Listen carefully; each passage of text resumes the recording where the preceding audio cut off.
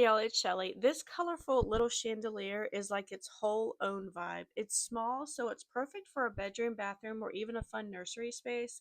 But we added ours to our back deck. But don't let the size fool you, it adds so much personality wherever you want to hang it. I love that the crystals aren't glass, so they're super lightweight and way easier to deal with. They're made of like a polycarbonate material, which is the same stuff they use in bulletproof windows.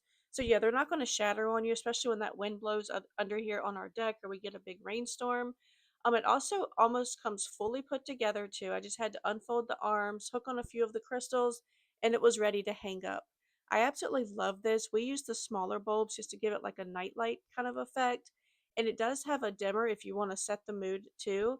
Honestly, it just makes me happy every time we walk outside and see this. It's fun, it's colorful, and it totally changed the vibe of this deck without much effort. We absolutely love it. We hope you do too, and I hope this video helped.